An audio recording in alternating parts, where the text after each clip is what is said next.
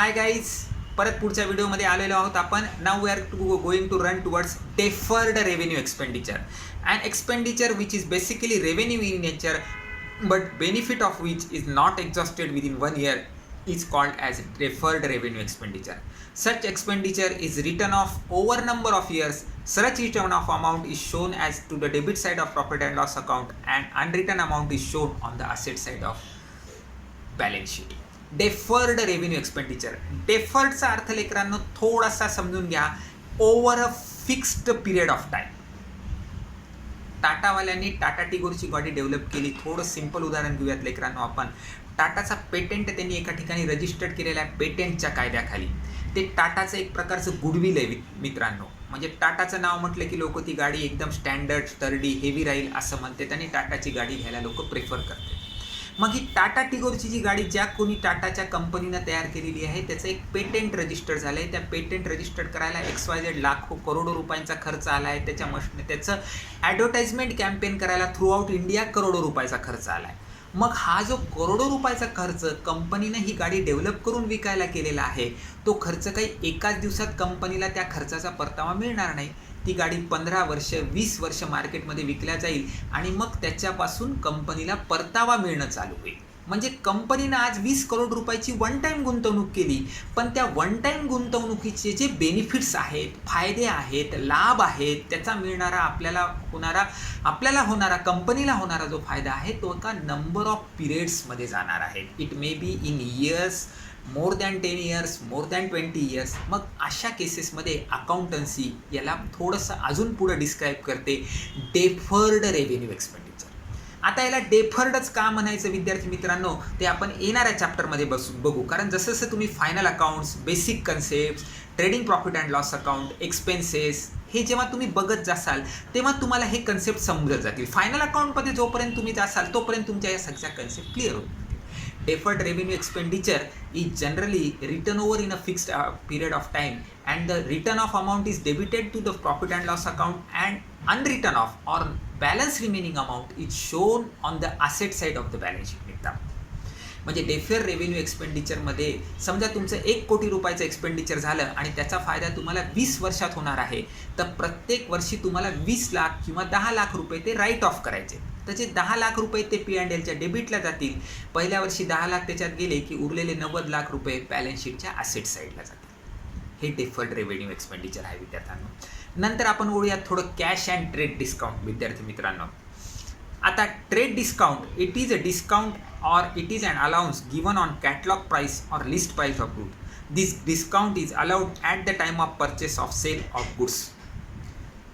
The discount which is a trade discount it does not appear in the books of accounts separately. विद्यार्थी मित्रांनो trade डिस्काउंटचं तुम्हाला एक simple आणि स्वस्त आणि अगदी आपलं रुटीनचं एक उदाहरण सांगतो. आपली आई समजा घरासमोर भाजीवाला आला किंवा आपल्याला घेऊन भाजी मार्केटमध्ये गेली तर आपली आई भाजीवाल्याकडे जाते आणि तिचा मूळ स्वभाव असतो. ती भाजीवाल्याला विचारती भाऊ बटाटे काय भाव दिले. भाजीवाला म्हणतो आई बटाटे 20 रुपये किलो दिले. आपली आई त्याला आपल्या नेहमीच्या टिपिकल भाषेत म्हणतात अरे बाजूचा तर 15 रुपये किलो द्यायला 16 द्या. मग घासाघीस करतो बटाटे. भाजीवाला म्हणतो नाही नाही आई एक काम करा 18 रुपयाने घेऊन टाका. त्याच्यात मग परत आपली आई घासघीस करते आणि बटाट्याचा भाव 17 रुपये किलोवर आणती. म्हणजे सुरुवातीला सांगितलेले 20 रुपये आणि आई त्याला 17 रुपये किलोने बटाटे द्यायला भाग पाडती. हा जो 3 रुपयाचा डिफरन्स आहे ना विद्यार्थी मित्रांनो हा ट्रेड डिस्काउंट आहे. हा ट्रेड डिस्काउंट भाजीवाला त्याच्या पुस्तकात पण रेकॉर्ड करत नाही आणि आईच्या पुस्तकात पण बुक्स ऑफ अकाउंट्समध्ये नोंद होत नाही. म्हणजे at the time of selling the goods the discount which is given is called as a trade discount. तुम्ही कपडा मार्केटमध्ये कपडे खरेदी केला, आई साडी घ्यायला गेली किंवा पप्पाचे कपडे घ्यायला गेली वडिलाचे. कपडा काय मीटर असते दुकानदार म्हणतो 200 रुपये मीटरने. किंवा आजकाल रेडीमेडचा फॅशन आहे मित्रांनो 2000 रुपयाचा पूर्ण शर्ट पॅन्टचा सूट आहे. मग आपली आई म्हणते नाही नाही 1700ला द्या. बाबा म्हणते 1800ला द्या. दुकानदार म्हणतो घासाघीस करून साहेब 1900 फायनल. 2000 to 1900 मधला 100 रुपयाचा जो गॅप आहे ना विद्यार्थी मित्रांनो that is called as a trade discount. हे ट्रेड डिस्काउंटचं सिंपल उदाहरण आहे. Trade discount is never recorded in the books of accounts. त्याचाच एक दुसरा भाऊ आहे ट्रेड डिस्काउंटचा. It is a cash discount. It is amount deducted from the final amount due at the time of receipt. It is the concession given for encouraging the prompt payment. It is given either for the spot payment or for payment within a specific period. Cash discount is calculated after deducting the trade discount since it is a loss to the seller and gain to the buyer. Cash discount appears in the books of accounts. आता परत आपण पहिल्या उदाहरणाकडे जाऊ. आपली आई भाजीवाल्याकडे गेली, 17 रुपयाचा भाव केला. भाजीवाल्याला वाटलं माया माऊली 1 किलो बटाटे घेणार आहे, पण आपल्या आईला चिप्स करायचे असते. आपली आई त्यांना म्हणते मला 20 किलो बटाटे द्या. भाजीवाला एकदम अवाक होतो की आज आपल्याला 20 किलोचं गिराईक आलं, म्हणजे 17 रुपयेप्रमाणे 20 किलोचे 17 दुनी 34. मित्रांनो, माझ्या माहितीप्रमाणे काहीतरी 340 रुपये त्याचा 350 रुपयाचे ती बटाटे आपली आई घेते त्यांच्याकडनं. मग भाजीवाला म्हणतो आपल्याला आज हे फार मोठे गिराईक मिळालेलं आहे, 20 किलो बटाटे, 10 किलो कांदे घेतले आपल्या आईनं, अजून XYZ घेऊन असे मिळून 1000 रुपये आपल्या आईनं त्याच्याकडून खरेदी केलेली आहे. जी की भाजी 1400 रुपयाची होणार होती ती 1000 रुपयात आईने घासघीस करून पूर्ण भाजी विकत घेतली. परत आई त्याला 1000 रुपये द्यायला जाते. तर 1000 रुपये दिल्यानंतर मात्र मग तो आईला त्याच्यातून परत 100 रुपये वापस करतो. म्हणतो आईला म्हणतो तुम्ही आज आमच्याकडून 1000 रुपयाची भाजी खरेदी केली, हे तुम्हाला आम्ही अजून 100 रुपये डिस्काउंट दिला. मग आता आईनं जे त्याला 1000 रुपये दिले ते भावटाव केल्यानंतरचं प्रॉम्प्ट पेमेंट असते 1000 रुपयाचं, त्याला त्या प्रॉम्प्ट पेमेंटला तो 100 रुपये डिस्काउंटमध्ये देतो.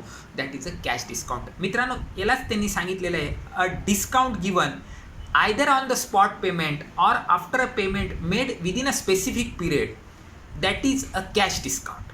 Cash discount always appears in the books of accounts. हा ट्रेड डिस्काउंटचा मोठा भाऊ आहे. ट्रेड डिस्काउंट कुठे दिसत नाही, छोटा भाऊ आहे, कुठेही कोपऱ्यात लपून जातो. हा मोठा भाऊ आहे, याची नोंद घेतल्या जाते.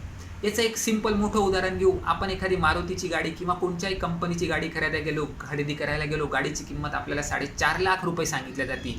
शोरूममध्ये आपले आईबाबा असते, सगळं होते. मग ते शोरूमला म्हणते तुम्ही आम्हाला काय देऊ शकता याच्यात डिस्काउंट. मग शोरूमवाला त्यांना म्हणतो साहेब आम्ही तुम्हाला मॅटिंग देऊ, स्पीकर टाकून देऊ, टेप देऊ, अँटेना लावून देऊ, अजून काही इंटिरियर करून देऊ. असं सगळं होते. 4.5 लाखाची किमतीची गाडीला ते 20,000ची ॲक्सेसरीज फ्री देतात म्हणते. तरी पण आपल्या घरचे म्हणतात अजून काय डिस्काउंट देतात. तर शेवटी तो डीलर म्हणतो साहेब मी माझ्याकडून तुम्हाला या प्राईसमध्ये 15,000 रुपये डिस्काउंट देतो. मग हे 15,000 रुपयाचा जो डिस्काउंट देतो हा बिलावर नोंद होतो विद्यार्थी मित्रांनो. म्हणजे 4,50,000ची तुमची गाडी असेल 4 व्हीलर, तर त्याच्यामध्ये तो लिहितो कॅश डिस्काउंट गिवन 15,000. मग तुमच्या गाडीची किंमत राहते 4,35,000 रुपये.